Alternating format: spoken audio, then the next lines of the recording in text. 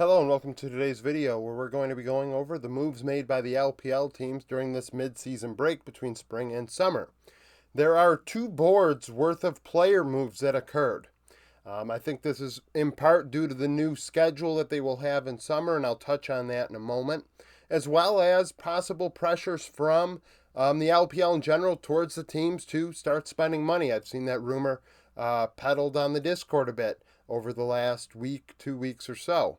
The LPL was rumored only a year or two ago to be, expanding to 20 teams possibly.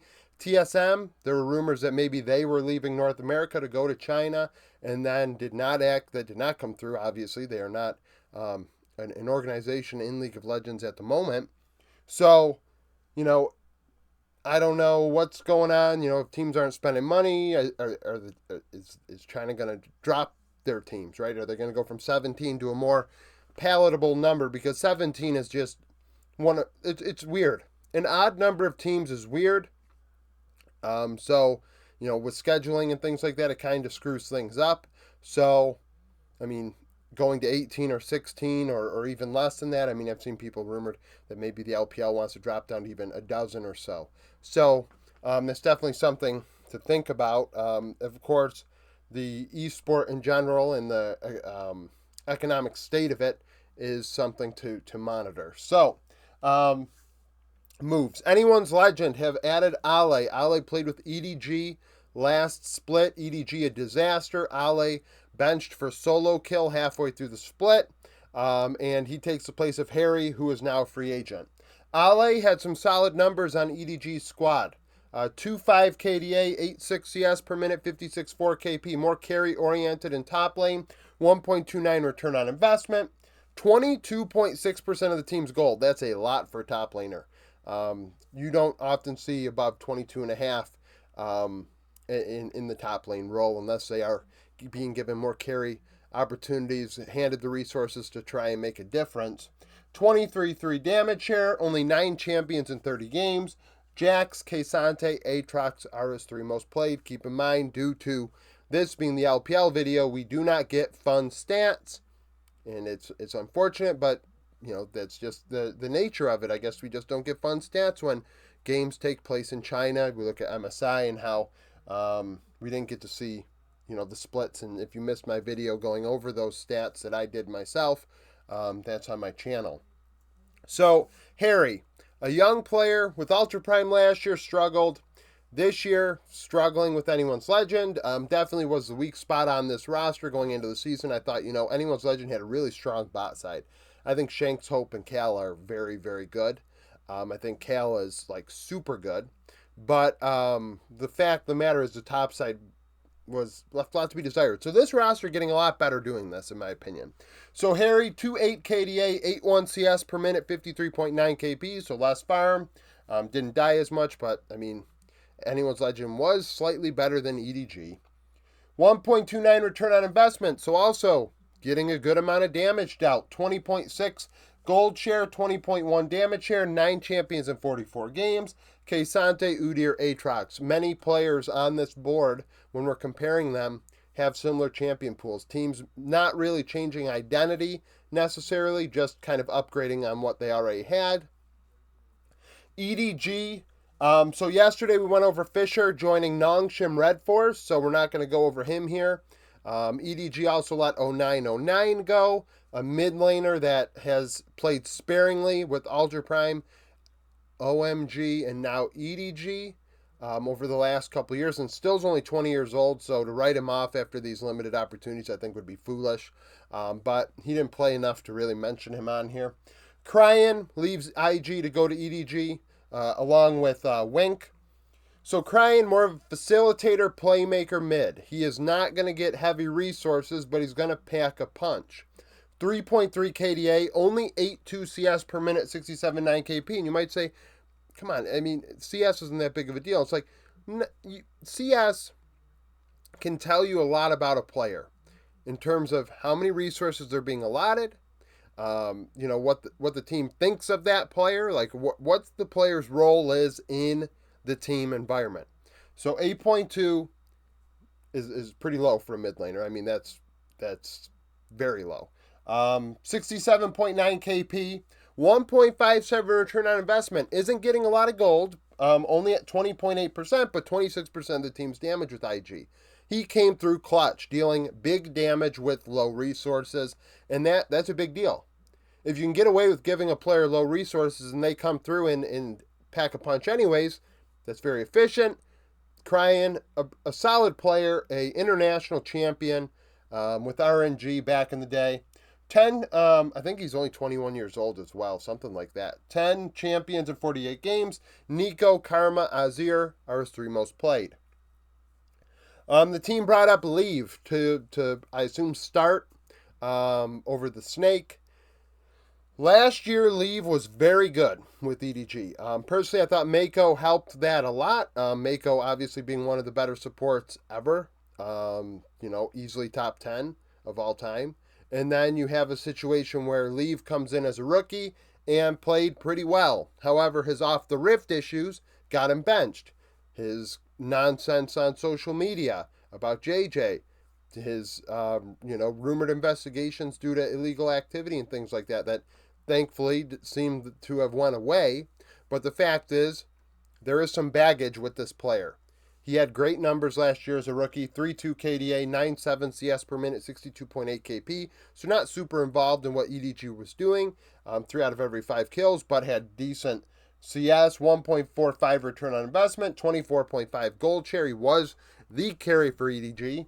27.4 damage share, 12 champions in 59 games, Aphelios, Zeri, and Lucian. And they're trying to fix their situation because they had the Snake playing. They had a Bout, I believe, play as well. So kind of evening the play. Not evening. Just calming the bot lane situation because they bring up Leave. Now Vampire is let go. So it's almost like a trade because Vampire ended up going to IG. So that's a thing. So just something. Did I even include Vampire on here? Oh. Well, similar to the Carmine Corp situation, we're going to go over Vampire another time. So, Wink joins EDG. 3.5 KDA, 79.9 KP with IG. That's an important number, something to kind of stick to. 80% of IG's kills Wink had a part in.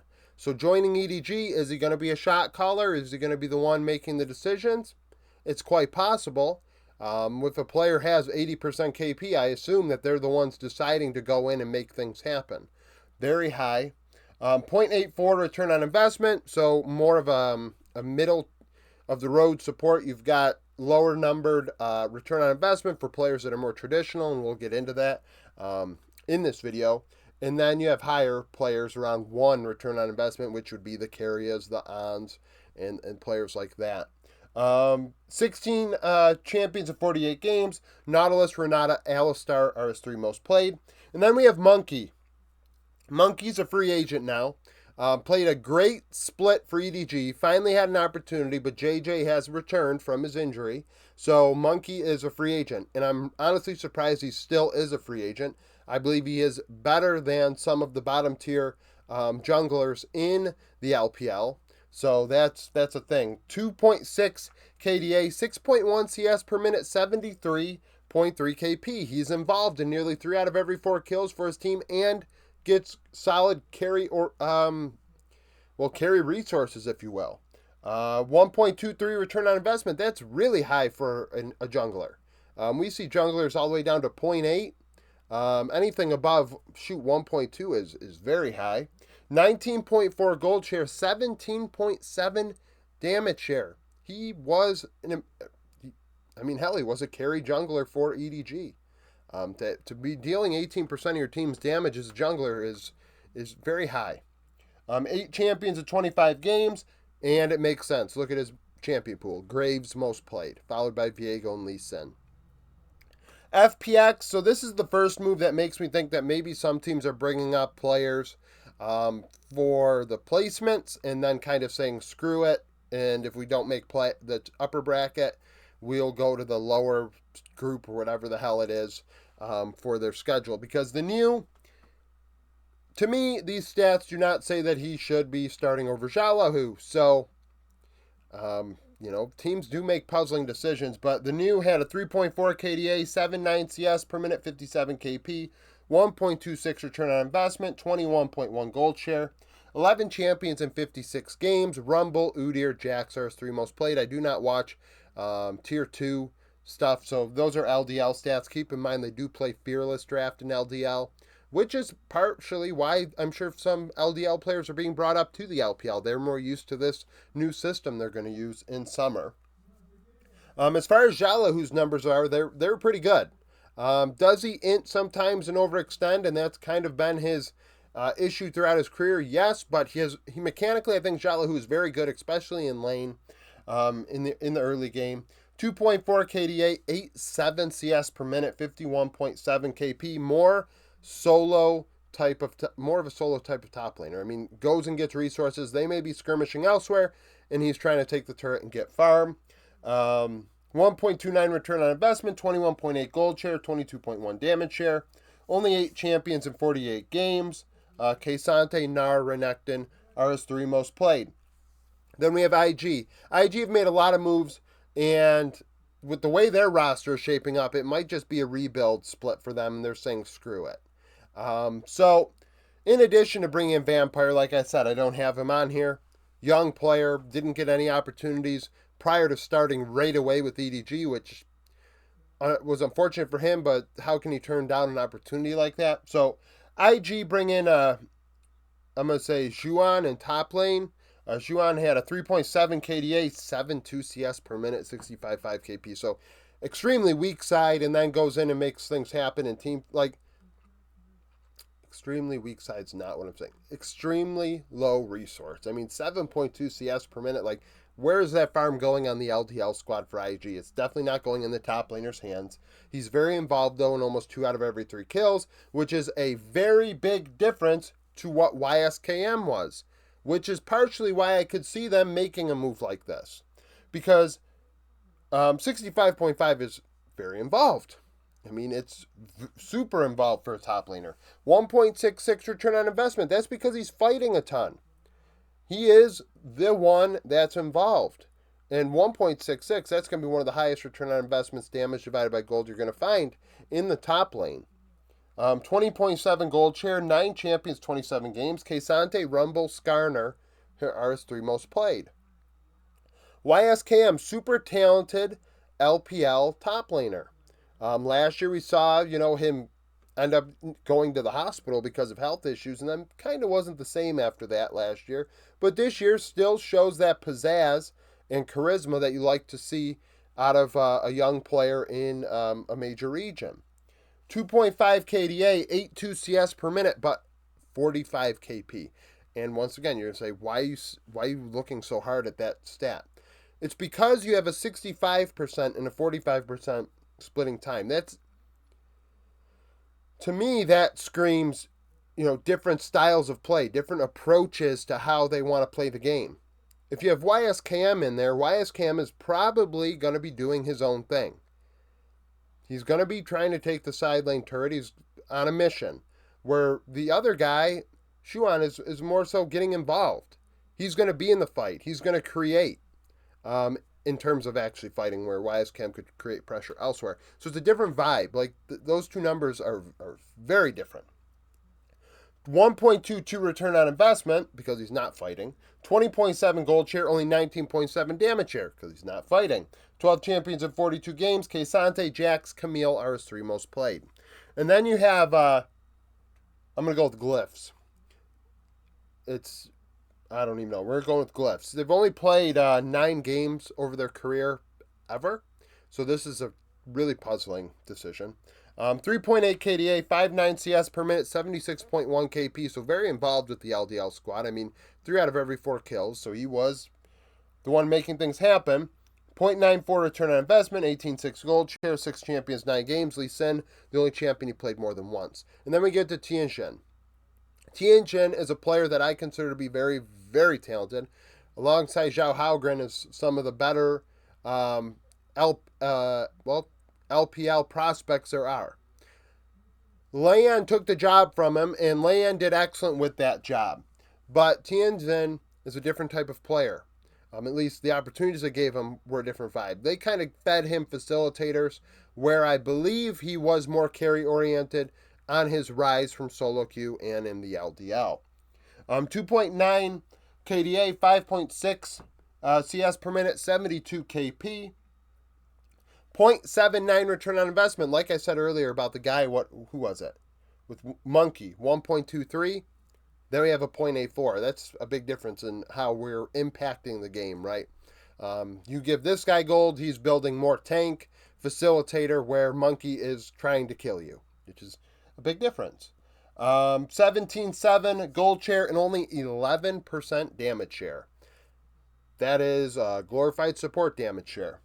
8 champions in 18 games, and no shock, Rel, his most played, followed by Vi. And then Lan gets let go.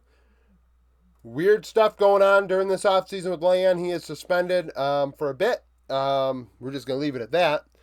But his numbers, talk about a heavy resource jungler. You do not see a 7.3 CS per minute out of a jungler very often. And then people might say, yeah, well, this meta, that meta, yeah. Okay, well, over a 30-game span, do you see a 7.3 CS per minute jungler? I'm sure you can find them in a tier 1 region, but those are crazy. Only 21 years old as well. 3.6 KDA, 70 KP, 1.19 return on investment. Very different approach than Tianjin. 20.9 gold share, 19.2 damage share, and 9 champions in 30 games. Nidalee, Xin Zhao, and Graves were his 3 most played. So Nidalee and Graves scream damage, right? Neni is brought up to play mid lane. Neni played top lane before YSKM joined the fray, and then transitioned to mid lane in the LDL. Had a 5.5 KDA, 8.7 CS per minute, 73.1 KP with the team this past spring. That's very involved for a mid.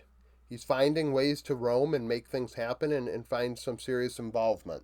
1.77 return on investment, 22.5 gold share, 14 champions in 50 games. Ari, Talia, and Wei are his 3 most played. So IG going with a roster of very young players and on in the 80 carry role. LNG, another move where I'm kind of unsure of what's going on. Zhao Yu has been brought up. His numbers are okay, but Zika should not be losing his job. So this is puzzling, but 2.3 KDA, 8.2 CS per minute, 66.7 KP. So 2 out of every 3 kills. LNG were fighting with the top laner in mind, which you see a lot of 50s on here, so not a lot of teams do that. 1.56 return on investment, 22.8 gold share, 12 champions, 38 games. Aatrox, Jax, Rumble are his 3 most played. Now, Zika's numbers I'm including on here, even though I think it would be a wild thing to try and bench Zika. But 3.4 KDA, 8.5 CS per minute, pretty much a 59 KP. These numbers are very good. He's one of the best top laners in the world. I think he's top 10. So it's puzzling. 1.22 return on investment, 21.5 gold share, 22.2 damage share. 13 champions in 50 games. K'Sante, Aatrox, Renekton are his 3 most played. And then we have a move in the jungle that has to kind of be thought about. So Shadow joins LNG. Shadow played with Mad Lions back in the day, and then imported to China, and has played with Nip for the last bit here. He played with them last year, played with LGD before that. Lost his job to Zhao Lao Bao last year. I don't think Shadow is very... I don't have Shadow higher than Wei Wei. So this move is certainly confusing. Not to say that Wei Wei is a godsend, but Shadow... he was very facilitator oriented with Nip. Low resource, making things happen. Maybe skips a camp or 2 to ensure that he gets the gank off. 3 KDA pretty much. 5 CS per minute, 74.8 KP. So that's very low CS. He's skipping camps and trying to make things happen. 3 out of every 4 kills. 0.95 return on investment because low gold, very involved, so he's dealing damage. 18-3 gold share, 15-3 damage share. 14 champions in 55 games, and this is from last year, so Maokai, Wukong, Poppy were his 3 most played. And then we have Wei Wei, who replaced Tarzan, and personally I thought that was a bad move by LNG, and ironically enough, at the end of this video, we're going to go over how that's went full circle.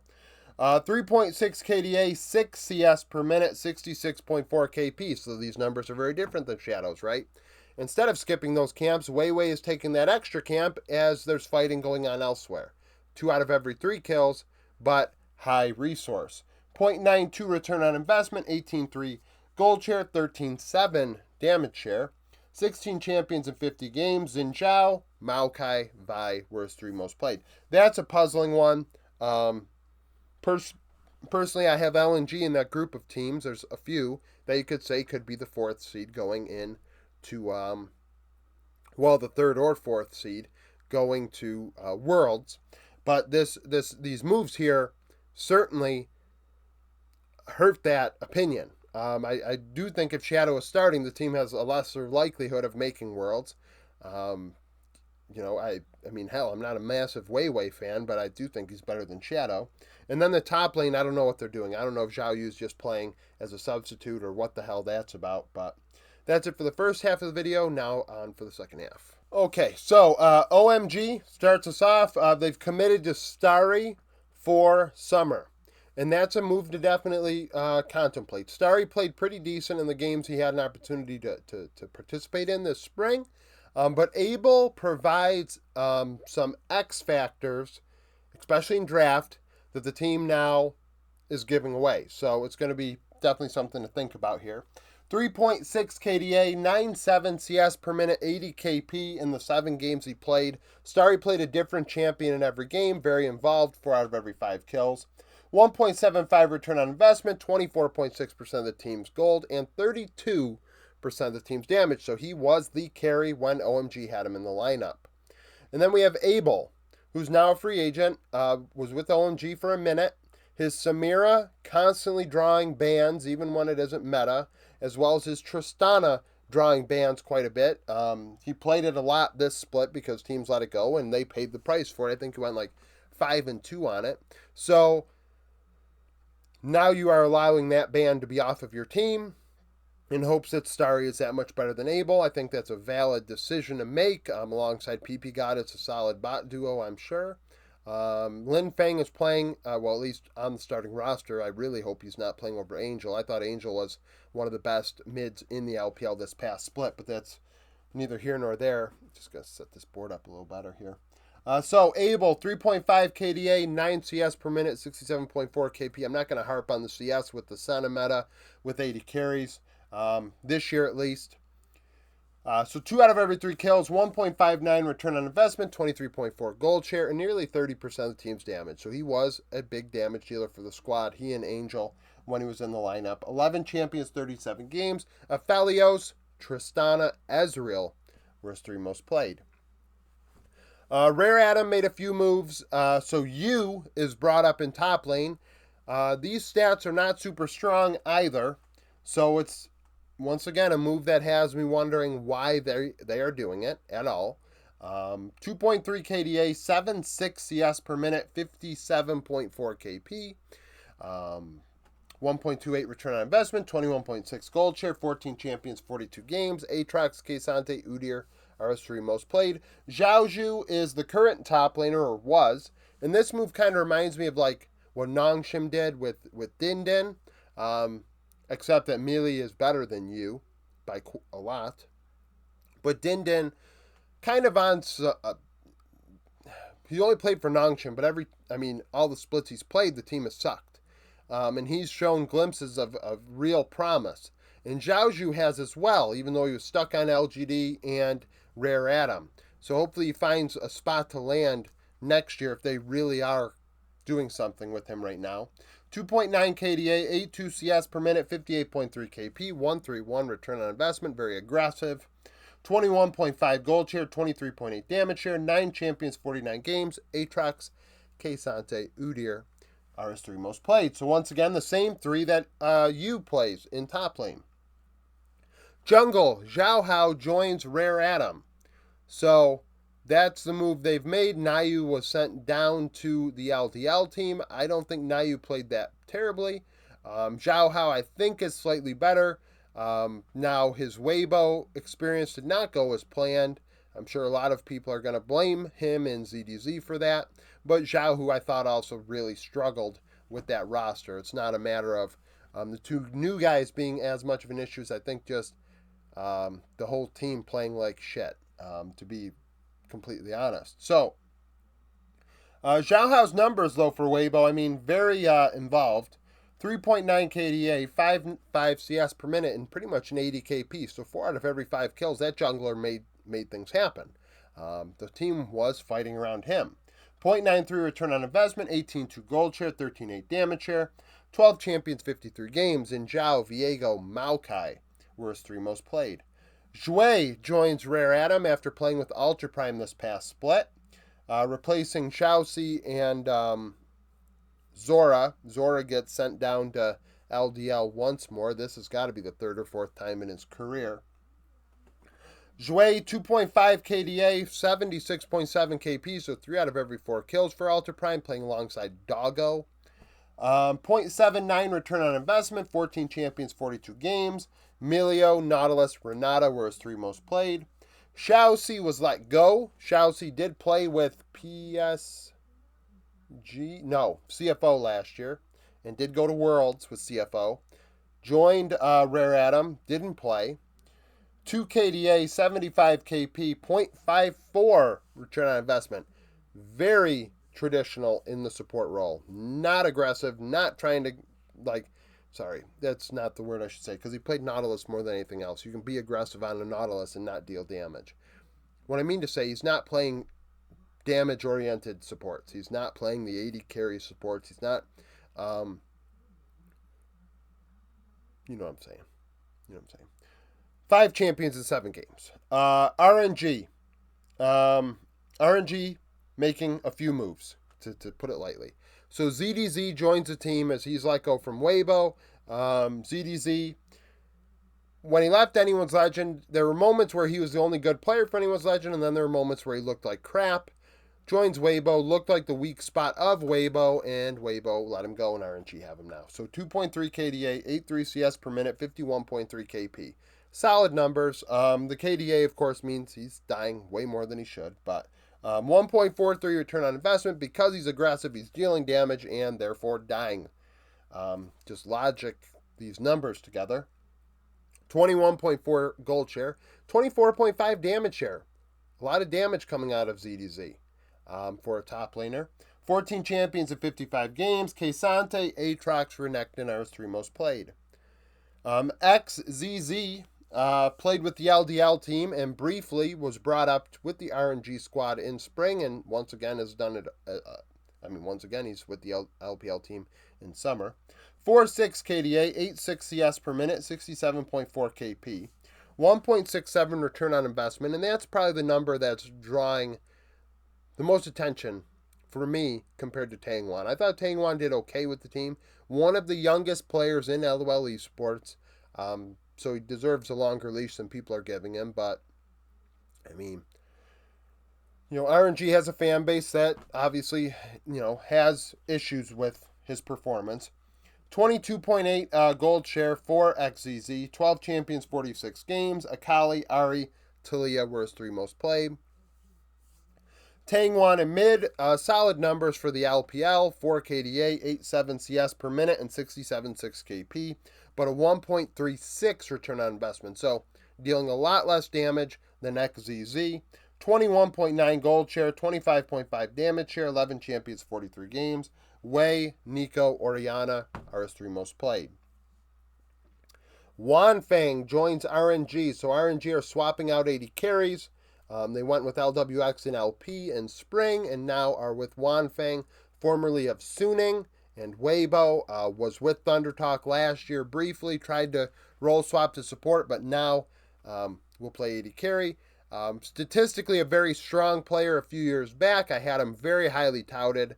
Now, after his Thundertalk time, I don't think he was any worse than 1XN with Thunder Talk, but not making the most of his resources, and that's not great. That's not great. So 4.9 KDA in 2023, 9.7 CS per minute, 56.5 KP.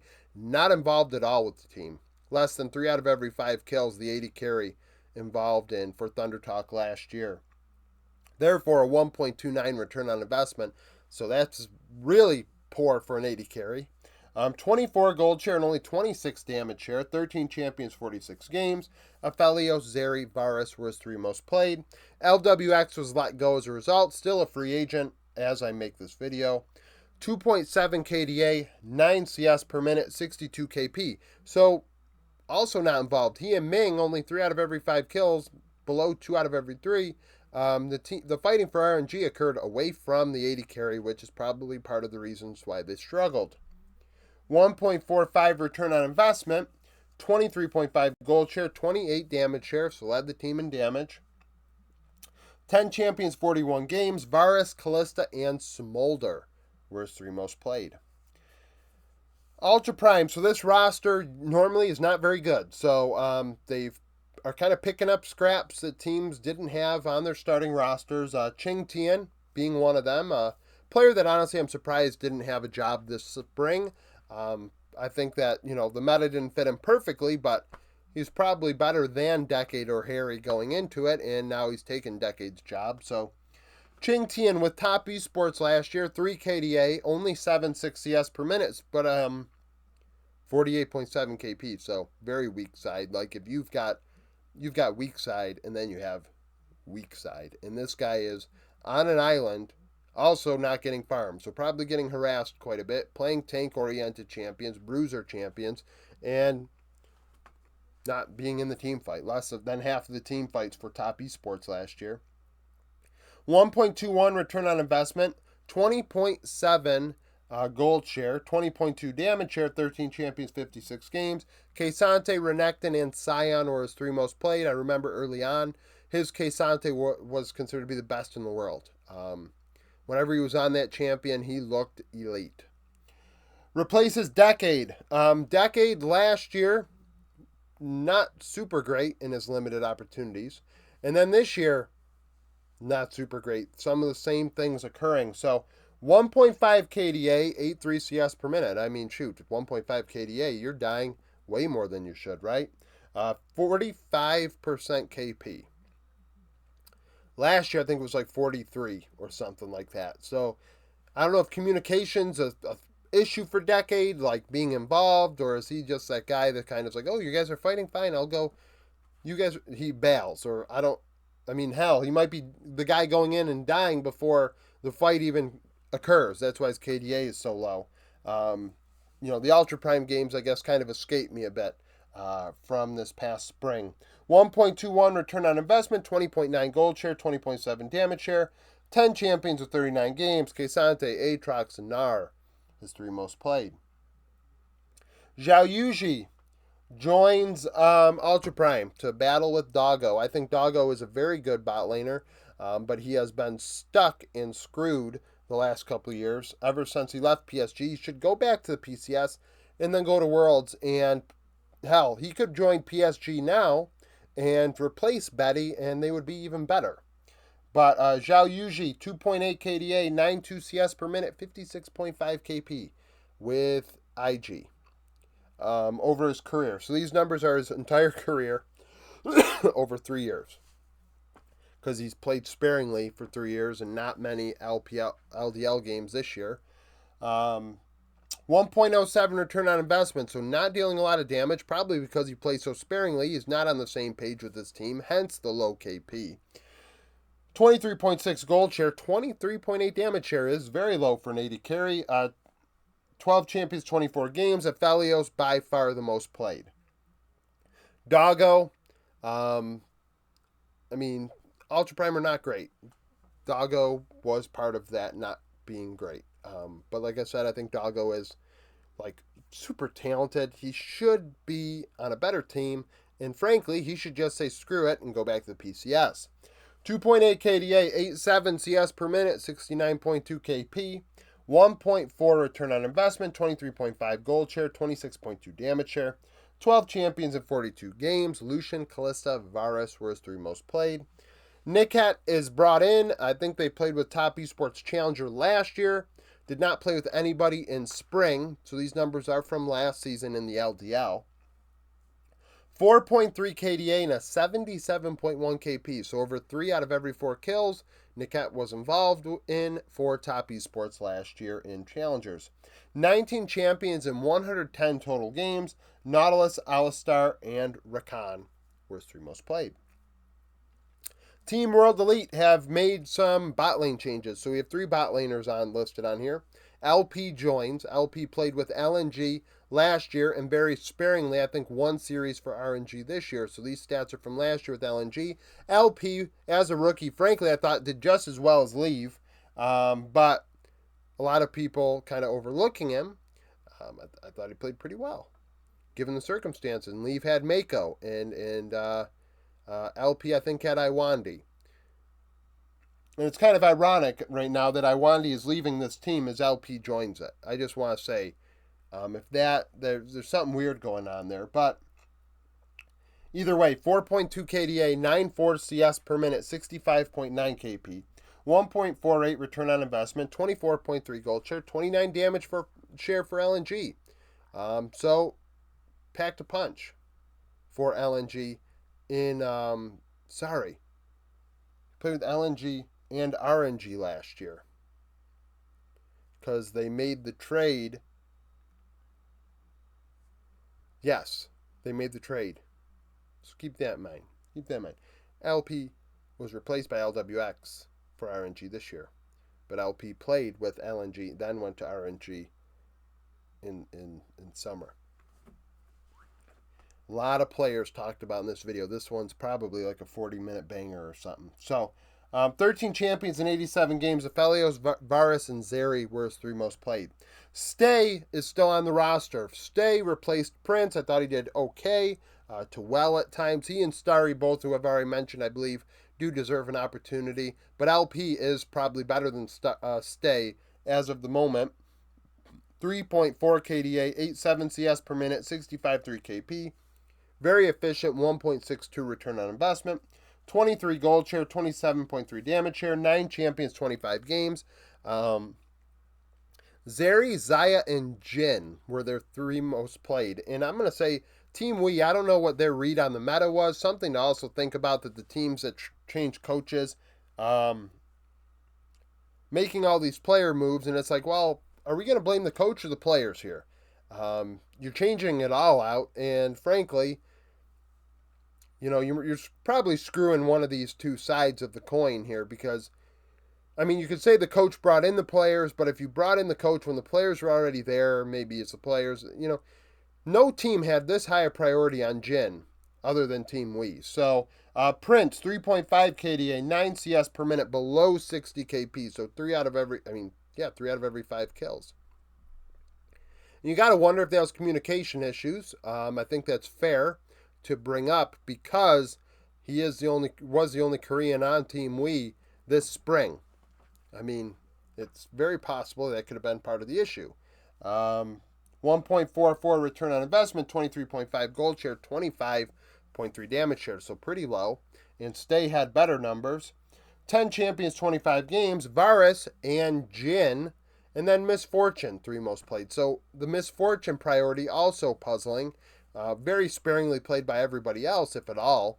And this team, for some reason, playing several Misfortune games. Support also swapped. You brought in Mark and let Iwandi go.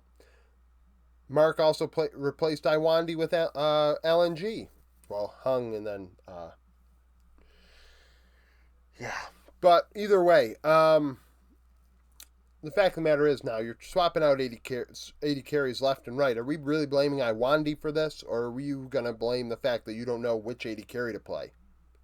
So that's a thing, right? I mean, you got to kind of figure something out here. So Mark, 4.2 KDA, 70 KP with LNG in spring, was replaced by Hung. 0.56 return on investment, very traditional support.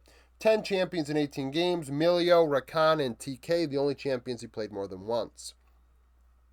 Iwandi, a solid support, but lost his job. 2.5 KDA, 70 KP, 0.74 return on investment, so a little more aggressive in the damage department.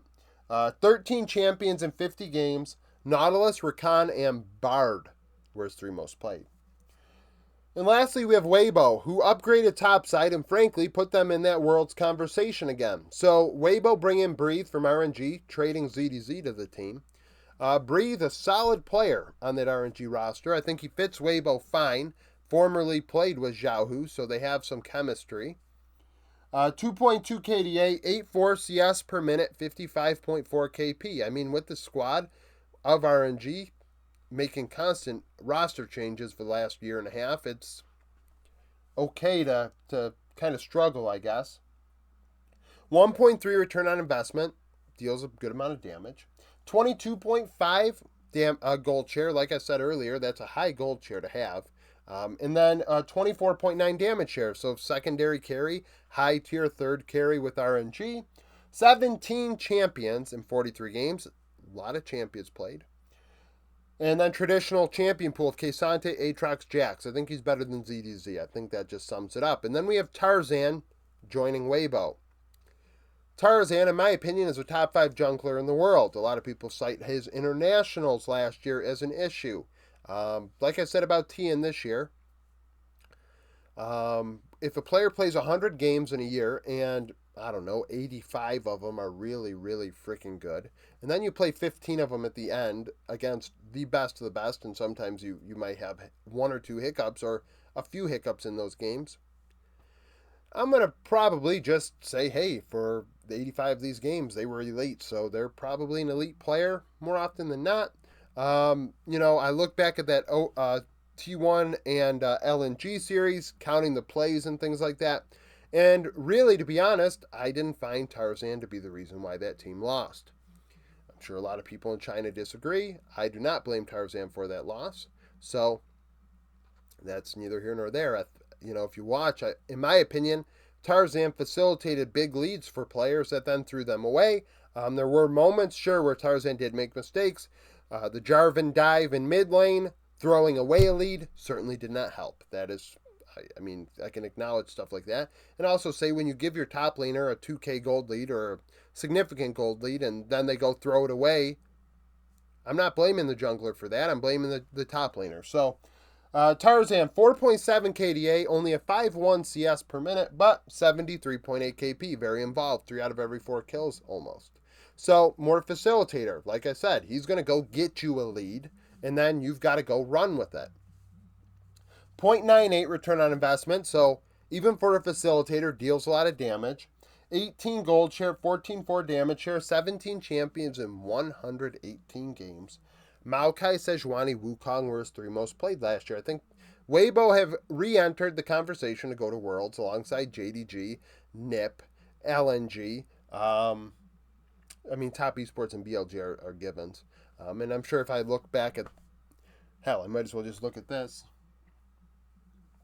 The teams on these boards, I don't think anyone else is quite at that level, but Weibo certainly re-entered that conversation. So thank you for watching this video. If you liked it, like it, subscribe to the channel for daily League of Legends content. Follow me on Twitter, join the Discord, become a YouTube supporter, and hope to see you again tomorrow.